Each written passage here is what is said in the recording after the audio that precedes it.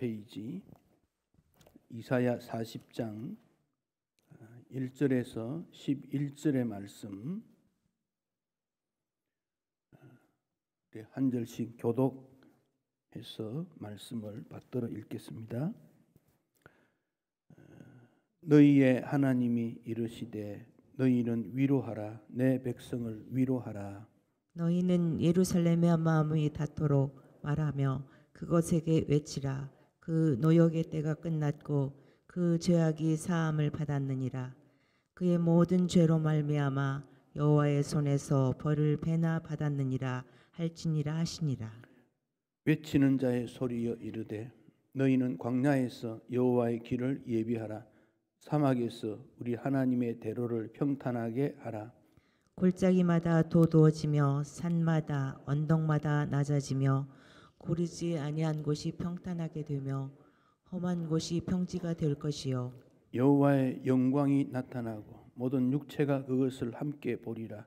이는 여호와의 입이 말씀하셨느니라. 말하는 자의 소리여 이르되 외치라.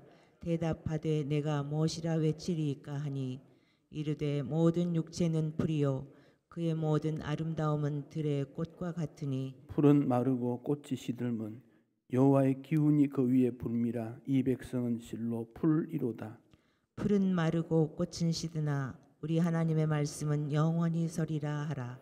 아름다운 소식을 시온에 전하는 자여 너는 높은 산에 오르라. 아름다운 소식을 예루살렘에 전하는 자여 너는 힘써 소리를 높이라. 두려워하지 말고 소리를 높여 유다의 성읍들에게 이르기를 너희의 하나님을 보라 하라. 보라 주 여호와께서 장차 강한 자로 임하실 것이요 친히 그의 발로 다스리실 것이라. 보라 상급이 그에게 있고 보응이 그의 앞에 있으며 함께 읽습니다. 그는 목자같이 양떼를 먹이시며 어린 양을 그 팔로 모아 품에 안으시며 젖먹이는 암컷들을 온순히 인도하시리로다. 아멘. 우리가 하나님의 말씀은 진실하다, 또 진리이다 이렇게 믿습니다. 하나님 말씀이 진실하지 않거나 진리가 아니라면 들으면 들을수록 의심이 일어나고 불신이 더 가득하게 될 것입니다. 세상 사람들의 말은 아름답게 표현이 되고 길게 짧게 무슨 말을 하더라도 우리는 그 말을 진실이다 그렇게 잘 인정하지 않습니다. 한때는 진실인데 시간이 지나고 보니까 진실이 아닐 수도 있어요. 학자들이 연구한 모든 연구물들이 시대가 바뀌면 그 핵심이 변경되는 경우들도 많이 있습니다. 그래서 인간의 하는 일들은 진실이라고 말하기가 어렵다 하는 것을 느끼게 됩니다. 성경이 진실이라는 것은 말씀하시는 하나님이 진실이기 때문에 그렇습니다. 성경의 기록자들이 기록을 했지만 성령의 감동하심으로 기록되므로 그 말씀이 진실입니다. 그래서 성경 한 구절 한 구절을 읽을 때마다 진실의 말씀, 진리의 말씀을 어떻게 따를까, 순종할까, 믿을 수 있을까 우리는 그런 마음으로 읽고 듣습니다. 그 말씀이 진실이니까 진실은 힘이 있습니다. 그 말씀대로 따르는 사람이 복이 있습니다. 그 말씀대로 실천하는 사람이 복이 있습니다. 그러나 듣고도 실천하지 않으면, 믿지 않으면 나의 것이 될 수 없고 나에게 힘이 되지 않습니다. 말씀을 많이 듣는 것, 읽는 것 중요하지만 더 중요한 것은 그 말씀을 얼마나 내 생활 속에 실천할 것인가, 전심으로 믿을 것인가, 그 점은 더 중요합니다. 또 진실이라는 것은 그 역사가 증거를 해줍니다. 증명을 합니다. 우리가 알지 못하는 어떤 사건이 일어났습니다. 근데 그 당대에는 희미하고 진실이 묻어져서 뭐가 진실인지 모를 때가 있습니다. 우리나라에도 그런 일들이 많이 있지 않습니까? 그러나 10년, 20년, 50년, 100년 지나면 진실은 드러나게 됩니다. 역사 속에 드러납니다. 구약 성경에 있는 모든 말씀들이 진실인가 하는 것은 역사가 흘러가면서 그대로 이루어졌다 하는 것을 알게 됩니다. 자, 구약 성경은 앞에 5권이 모세오경이라 그럽니다. 모세가 쓴 5권의 책. 그 중심 내용은 율법이다. 율법은 반드시 지켜야 되는 말씀입니다. 근데 모세오경이 기록된 배경을 보면 아담부터 이렇게 나오지요. 아담이 언제냐? 주전 4000년경 시대로 추정을 합니다. 아브라함은 주전 2500년경으로 봅니다. 그런데 모세가 있었던 그때는 주전 1400년경입니다. 아브라함부터 이렇게 계산해 보면 약 1100년이라는 시간이 흘러가는 겁니다. 그 내용을 모세가 어떻게 기록했겠습니까? 놀랍지요. 그 다음에 나타나는 여호수아부터 역대하까지가 12권인데 역사서라 그리 말합니다. 여호수아 주전 1400년경부터 해서 이스라엘이 가나안 땅에 들어오고 왕이 세워지고 그 왕들을 통해서 통치가 되고 사울, 다윗, 솔로몬을 통한 이후에 남북으로 나누어지고 북이스라엘이 722년에 망하고 남유다가 586년에 망하고 70년 뒤에 516년경부터 포로로 돌아오고 그러다가 주전 400년경 시대까지 옵니다. 주전 400년경부터 예수님 올 때까지는 한 400년은 공백이 있습니다. 그 역사서 내용도 한 1000년 정도의 기간이 됩니다. 그 내용이 12권의 역사서에 기록이 됩니다. 그 역사서 내용은 신명기에 기록된 모세의 글 중에 왕들이 이스라엘 백성들이 신명기적인 정신과 삶을 살았느냐 살지 못하느냐 그 점을 우리에게 보여줍니다. 신명기의 말씀은 그렇습니다. 이스라엘 백성들이 광야 생활을 마치고 모압 평지에 1년 정도 머물면서 하나님만이 영원하신 유일하신 왕으로 섬겨야 된다. 세상 사람들의 왕은 그건 인간이지 하나님이 아니다. 이스라엘 백성들이 우리에게도 왕을 주소서라고 요구했지만 사무엘이 허락하면서 그러나 너희들이 사람의 왕을 중심으로 하지 말고 여호와 하나님을 섬겨야 된다. 그 길을 따랐던 사람이 다윗입니다. 그래서 유다나 이스라엘 가운데 다윗의 길을 따랐다. 그 말은 신명기적인 정신으로 나라를 통치했고 이스라엘 백성들의 방향을 이끌었다. 그런 말입니다. 그러나 여로보암의 길, 북이스라엘이 시작되었던 여로보암은 우상 숭배와 하나님을 섬기는 제도를 제 마음대로 바꾸고 절기도 바꾸었습니다. 하나님을 떠난 겁니다. 여로보암의 길을 따랐다. 그 말은 불신이었다. 그런 말입니다. 그 내용들이 구약의 12권의 역사서에 그대로 다 기록이 되어 나옵니다. 그 다음에 나오는 게 시가서지요. 욥기, 시편, 잠언전도. 인간의 슬픔, 고통, 단식, 괴로움, 감사, 즐거움 이런 내용들을 다루었습니다. 그 중에 욥기가 인간의 고난의 문제를 다루었다. 그럽니다. 욥기를 읽어봐도 왜 인간에게 고난이 있지? 내가 왜 고난을 당해야 되지? 알 수가 없어요. 해답이 뭡니까? 모른다는 겁니다. 왜 내가 고난을 받지? 이렇게 질문할 때 해답은 나도 잘 모르겠다는 거예요. 인간이 그런 겁니다. 인간이 단식하고 괴롭고 가슴 아픈 원인이 뭐냐 물으면 우리 잘 모릅니다. 언젠가는 알게 될 것입니다. 하나님 앞에 섰을 때.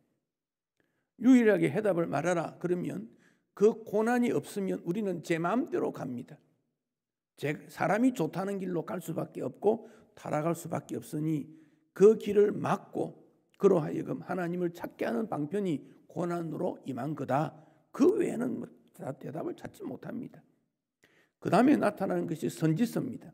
이사야부터 말라기까지 17권인데 앞에 5권은 분량이 많으니까 대선지, 12권은 분량이 작으니까 소선지. 그러니까 구약은 모세오경, 율법서, 역사서 12권, 시가서 5권, 선지서 17권 그렇게 구성되어 있는데, 어떤 학자는 앞에 역사서를 전선지서 이렇게 말하고 이 선지자들이 기록한 것을 후선지서 이렇게도 말합니다. 그 역사가 하나님의 역사를 알려준다는 겁니다. 그리고 예수님께서 모세의 글과 선지자들의 글에 나를 말하지 않았느냐라고 말할 때 선지자의 글이라는 말은 역사서와 선지자를 통틀어서 말하는 겁니다. 우리가 이사야서를 지금 읽고 새벽마다 보고 있고 또 오늘도 그중 한 본문을 택했는데, 이사야서를 볼 때에 이사야가 살았던 역사적 배경, 그 시대에 나라를 지도했던 인물들, 그런 사람들을 통해서 과연 하나님의 통치가 이루어졌는가를 살펴봐야 됩니다. 역사에서 하나님이 일하신다는 걸 빼버리면 명언 모음집이라든지 어떤 격언이라든지 그런 것밖에 찾을 수 없어요. 성경의 역사를 통해서 하나님이 세상을 어떻게 통치하고 다스리는가, 거기에 대한 인간의 반응은 어떠했는가. 그렇다면 오늘날 우리는 어떻게 이 역사 속에 신앙생활을 해나가야 되며 역사의 종말은 어떤 일이 오게 될 것인가, 그 점을 찾는 겁니다. 이사야 선지자는 우시야 왕이 죽던 해에, 그 앞에도 선지자로 있었지만 우시야 왕이 죽던 해 하나님을 만나게 됩니다. 우시야 왕은 16살의 왕이 되는데 52년 동안 통치했던 왕입니다. 그 당시 사람의 평균 수명이 44년쯤 된다 그래요. 왕들은 한 60세만 사는 사람이 있습니다. 근데 우시야는 16세 왕이 되고 52년을 통치했으니까 굉장히 장수했던 왕입니다. 52년을 통치하니까 나라가 그 통치의 영향을 많이 받게 되는데, 특별히 우시야는 그 어머니의 영향을 따라서 장수할 뿐 아니라 유다에게 가장 부응하게 했던 왕이 우시야입니다. 신앙적으로도 하나님을 잘 섬겼습니다. 선지자의 말을 잘 듣고 나라 정비를 잘했던 대표적인 왕이 우시야입니다. 군사를 다스리는 족장의 수가 2,600명, 군사가 30만 7,500명. 아주 군대를 튼튼하게 했고 농사, 가축 이런 것들을 잘 했습니다. 부강하게 되어졌습니다. 나라가 좋다는 말은 두 가지입니다. 하나는 안보고 하나는 경제입니다. 이 두 가지만 잘하면 됩니다. 우시야가 그 잘한 거예요. 모범적인 왕입니다. 나이가 좀 들었을 때 우시야가 모든 것을 다르고, 다른 나라를 보니까 왕과 제사장직이 통합되는 것을 봅니다. 그래서 우시야가 나도 제사를 지내면 어떨까, 그런 마음을 가지고 예루살렘 성전에 들어가 분향을 하려고 합니다. 이것은 제사장직에 대한 도전입니다. 그때 아사랴 대제사장과 80여 명의 제사장들이 왕이여 그러면 안 됩니다 가로막았는데, 무슨 소리냐, 내가 할 거다. 그러다가 이마에 나병이 생겨서 쫓겨나게 됩니다. 그는 나병이라는 것은 하나님의 징계로 나타나는 대표적인 일이니까 그 후에 왕으로 사역 못하고 아들이 대신 이런 섭정 정치가 되고, 그는 죽은 다음에 왕실에 묻히지를 못합니다. 별곳에 묻히는, 그렇게 해서 우시야가 그 인생이 끝납니다. 그 다음 나타나는 왕이 요담입니다. 요담인데 요담은 25세 왕이 되는데 16년 통치하는데 짧은 기간이지만은 아버지 따라 정직했습니다. 바른 길을 걸었다고 성경은 평가했고, 아버지가 했던 일을 본받아서 예루살렘 성전, 성벽, 망대 이런 것을 잘 건축하고 암몬과의 전쟁에 이기고 다른 나라도 조공을 받고 일을 잘했습니다. 약점이 뭐냐? 선한 영향력을 많이 끼치를 못합니다. 왕의 통치라는 것은 영향력이 백성들에게까지 주어져야 되는데 그렇지 못한 거예요. 그 다음 나타나는 왕이 아하스입니다. 그 시대에 이스라엘, 북이스라엘 남유다를 중심해서는 동쪽에 모압, 암몬, 북쪽에 시리아, 서쪽에 두로, 블레셋 이런 나라들이 주변에 있습니다. 조금 떨어진 곳에는 아수르가 있고 이 아수르는 나중에 그 장수가 바벨론, 메데파사로 변경이 되어 갑니다. 남쪽에는 뭐가 있느냐? 이집트, 애굽과 구스, 이디오피아가 있습니다.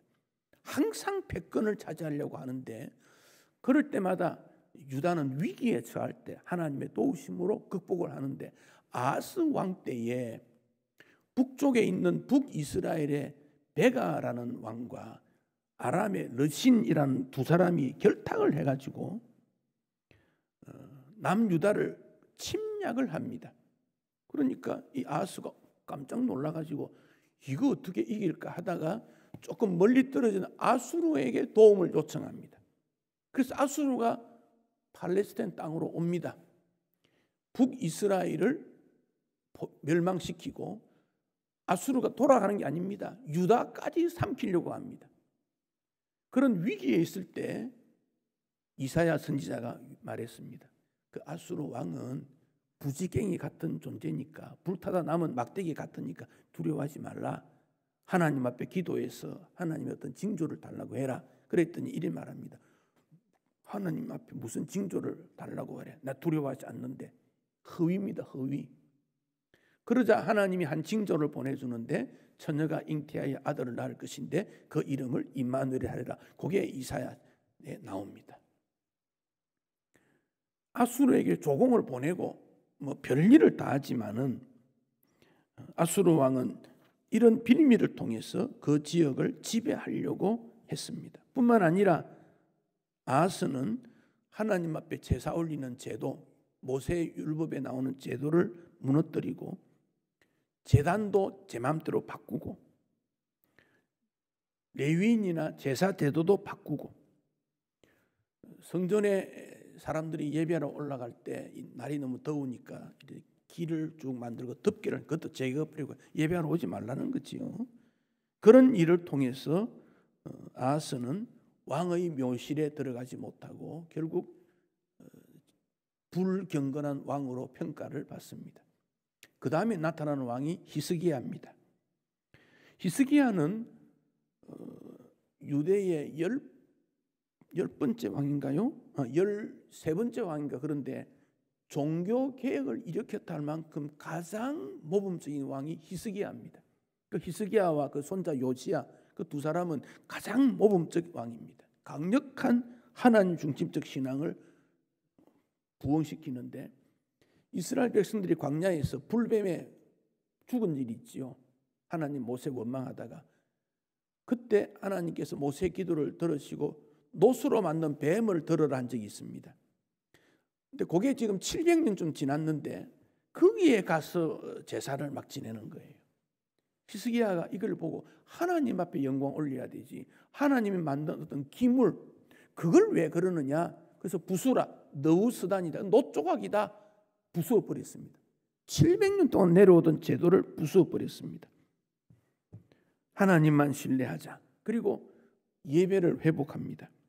성전을 다시 열고 수리 청소를 하고 절기 유월절을 회복하고 제사장 레위 이런 사람들을 제자리에 세우고 하나님 앞에 감사하고 백성들에게 하나님 앞에 올리는 11조 회복하자, 감사하자, 창고를 짓고 히스기야는 아주 훌륭한 제도를 잘 만들었습니다. 히스기야에게 일어난 두 가지 사건은 하나는 아수르가 공격을 해왔다는 겁니다. 살만네셀 왕이 수도 사마리아를 포위하고 멸망시키고 이어서 유다를 공격해 옵니다.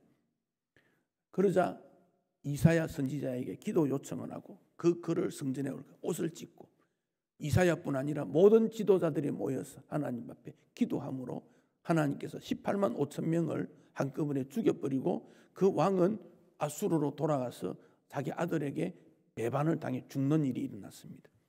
그에 일어난 또 하나 사건이 히스기야가 죽는다고 하는 메시지를 하나님으로부터 듣습니다. 그래서 벽을 향하여 기도하고 은혜를 구해서 15년간 생명을 연장하게 됩니다.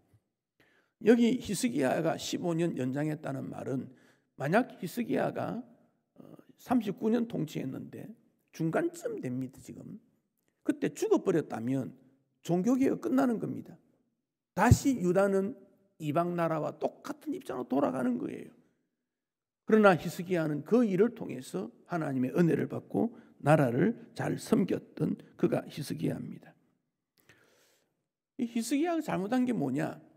아수르가 물러가고 15년 삶이 연장받았을 때 그 소문이 주변 나라에 퍼지니까 주변 나라 사람들이 어떻게 생각하느냐 하면 아수르의 신보다 유다 백성의 신 여호와 하나님이 더 강한 신이 아닌가 이런 생각을 하게 됩니다. 그래서 주변 나라에서 사신을 보내가지고 정탐하러 온 겁니다. 그때 아수르가 좀 과도기가 있고 할 때 바벨론이 신흥제국으로 부각되면서 바벨론의 신하들이 사신들이 유다로 오게 됩니다. 그때 히스기야 왕이 그 사신들에게 이건 하나님의 은혜다 그렇게 말했더라면 얼마나 좋았겠어요.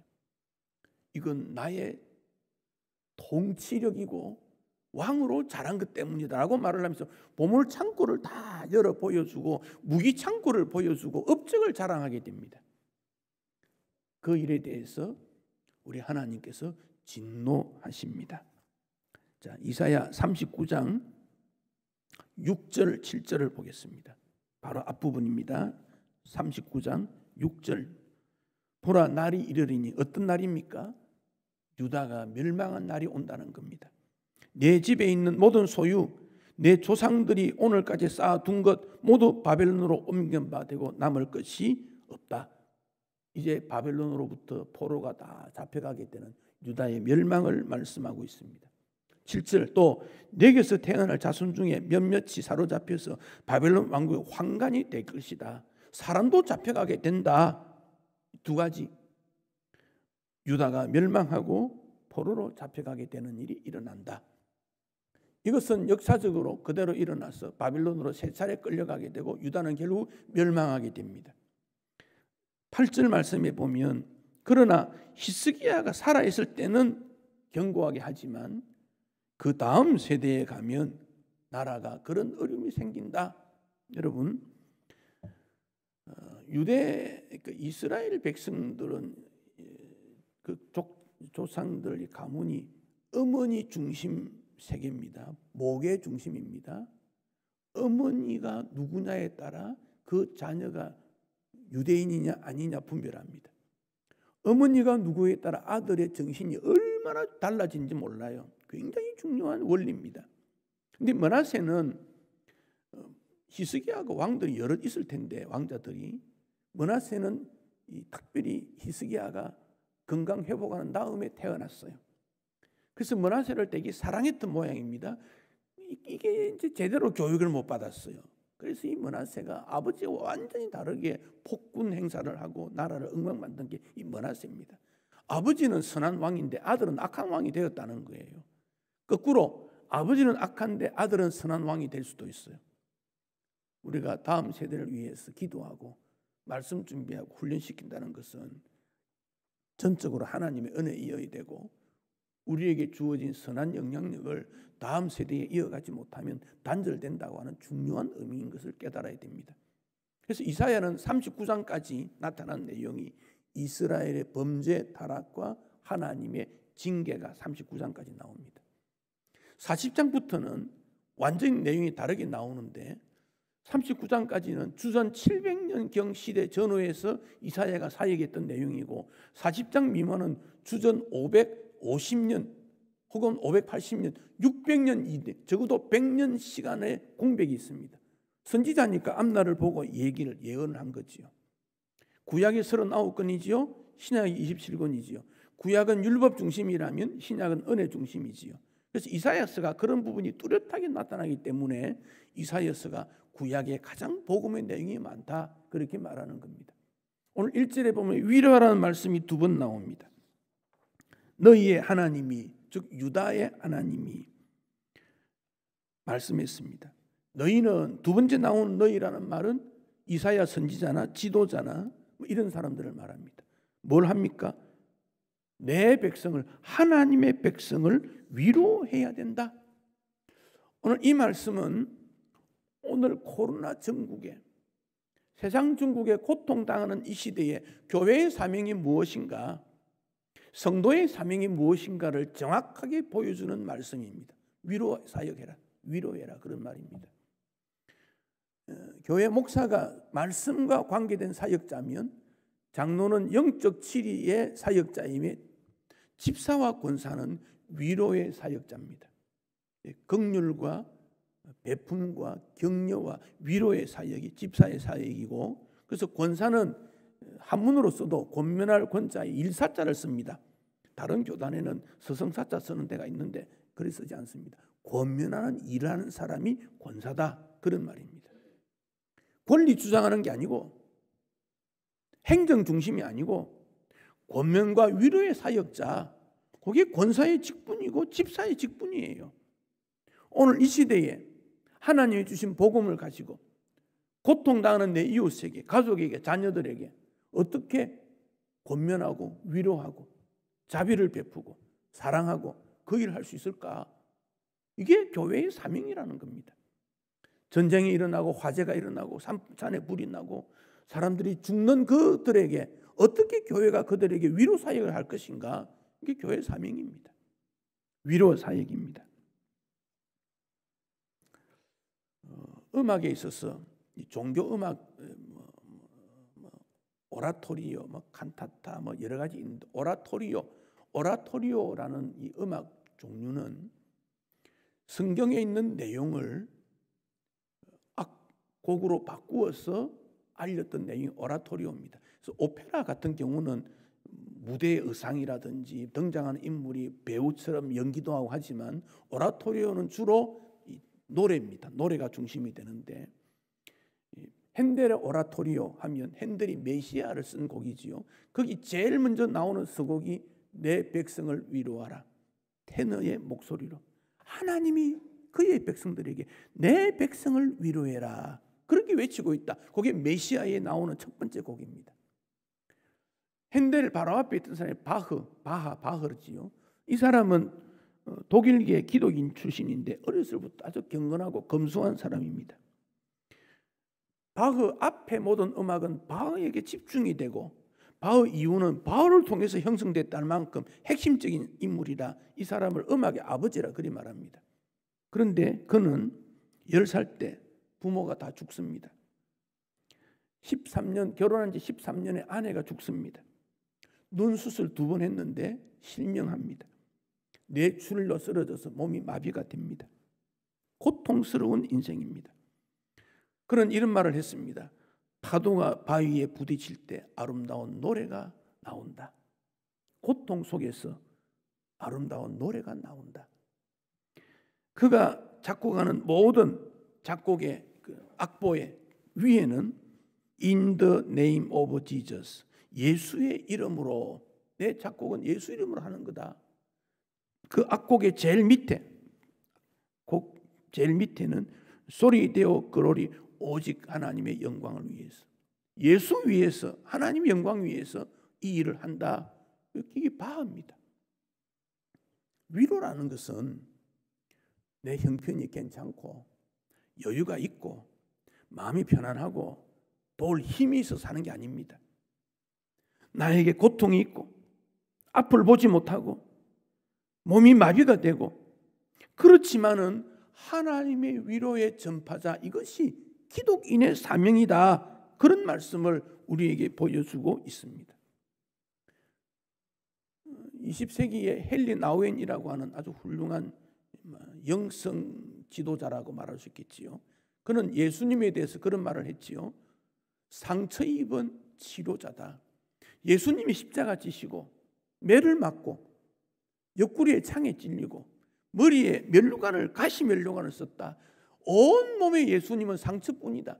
그런데 그분은 병든 자, 가난한 자, 힘든 자에게 위로자가 되지 않았느냐. 오늘 우리가 넉넉하고 여유가 있어서 위로하는 게 아닙니다. 우리 마음에도 무수히 아픔이 있고 탄식이 있고 슬픔이 있지만 내 백성을 위로하라고 하는 주님의 말씀을 듣고 우리도 위로자가 되는 겁니다. 무슨 위로자가 됩니까? 2절에 보면 노역의 때가 끝났고 죄악의 사함을 받았느니라. 이제 죄에서부터 구원받아 하나님의 자녀가 된 것이다. 구원의 이야기를 하라는 겁니다. 그것을 마음이 닿도록 얘기해라. 정답게 얘기해라. 복음 전파의 내용이 여기에서 나옵니다. 구약의 위로라는 말을 사용될 때는 이 집단적으로 환경이 어려울 때, 그럴 때 많이 나타납니다. 그래서 나훔이나 느헤미야 같은 사람 이름의 뜻이 위로자입니다. 신약에 오면 개인적인 차원에서 섬기고 사랑합니다. 바나바가 위로의 아들이라는 뜻입니다. 이 위로는 확신을 준다는 뜻도 있습니다. 어루만져 괴로움을 잊어버리게 합니다. 위로는 숨을 쉬게 한다, 이런 의미도 있습니다. 오늘의 세상이 절망감에 빠져서 고통하는 이때 예수의 십자가, 하나님의 사랑은 우리로 하여금 다시 일어날 수 있도록 위로자가 된다. 이제 포로로 잡혀갔습니다. 바벨론의 포로로 잡혀갔다 70년 지나고 돌아올 때도 3번 나누어서 이렇게 돌아오게 되는데 그 길이 굉장히 멀지요. 우리나라는 옛날에 하루에 한 40리 간다. 100리, 40리, 100리, 100km 아니죠. 40km 걸어갈 수 있다. 100리길 간다죠. 그 당시에 이 사람들은 한 25km, 30km 정도 하루에 걸어왔다 그래요. 그런데 그 길이 광야, 사막, 골짜기, 낮아진 것, 험한 곳, 이런 일이 계속 있는 거지요. 그래서 3절, 4절에 보면 여호와의 길을 예비해라, 평탄케 해라. 골짜기를 돋우고 산 언덕은 낮추고 고르지 않는 건 평탄케 하고, 거기 3절에 보면 우리 하나님의 대로를 평탄하게 해라. 왕의 길, 그런 말입니다. 자, 이스라엘 백성들이 포로로 잡혀갔다는 말은 하나님을 섬기는 백성들이 회파되고 무너졌다는 겁니다. 그런데 포로에서 돌아오는 것은 하나님을 섬기는 그 일이 회복되어졌다, 그런 말을 의미하고 있습니다. 박해로 인해서 환경 때문에 교회가 무너졌지만은 다시 하나님께서 부흥하게 하시겠다, 그런 말씀입니다. 거기에 인간은 아무리 아름답지만 덜의 꽃과 같은 존재이나 하나님 말씀은 영원한 것이 아니냐. 그분이 어떤 분이냐? 10절에 보면 강한 자로 임하신다. 강한 자. 보라 그랬죠. 집중해 보라. 그 여호와는 장차 강한 자로 임한다. 팔로 다스린다. 상급이 그에게 있다. 보응이 있다. 목자와 같이 양떼를 먹이신다. 젖먹이는 암컷들이 온순히 인도하는 것처럼 인도자가 될 것이다. 우리 하나님이 우리를 이런 방법으로 목자가 되시고 선하게 인도해 주실 거다. 약속입니다. 사랑하는 성도 여러분, 지금 우리 사람의 마음속에 모두 걱정합니다. 세상이 망할 것 같다. 미래 어떻게 살까? 나는 어떻게 살아야 되냐? 주님이 말씀하십니다. 두려워하지 말라. 내가 너와 함께함이니라. 놀라지 말라. 내가 너와 함께하느니라. 그 확신을 가지고 위로하는 사역자가 되라. 여러분 자녀들에게, 친구들에게, 이웃에게 오늘 이 말씀을 듣고 찾아가서 위로자가 되십시오. 격려자가 되십시오. 하나님이 살아계신 분이 아니냐. 그분이 돌아오신다고 하는데, 그분이 우리 마음에, 내 가정에, 우리 가운데 임하시는데 뭘 두려워하냐. 그래서 바벨론으로부터 포로로 돌아오는 그것을 이스라엘 백성들은 재출입이다. 두 번째 출입이다. 출애굽이다. 광야를 지난 것이다. 그래서 유월절이 무너진 유월절을 다시 회복하는 것이니 새로운 유월절의 복귀가 아니냐. 재출발한 것이다. 어쩌면 지금 우리나라가 당한 여러 가지 상황 속에서 정치, 경제, 교육, 사회 전반에 걸쳐서 하나님의 은혜가 우리에게 필요합니다. 하나님의 도우심이 요청됩니다. 그런데 주님께서 그리 하시겠다고 먼저 말씀했지 않습니까? 우리가 뭐 해달라는 거 아니지 않습니까? 이사야서를 보면 너희가 위로해라 내가 그렇게 하겠다. 그 약속을 하나님이 먼저 말씀하셨고 우리 예수님께서 때가 되어 이 땅에 오셔 십자가 지시고 부활하셨고 내가 너희와 항상 함께 하겠다 약속했지 않습니까? 이 주님의 약속은 오늘 우리에게 유효하고 진실입니다. 진리입니다. 변함이 없습니다. 두려워하지 말고 주 안에서 승리하시고 주께 영광 되시기를 축복합니다.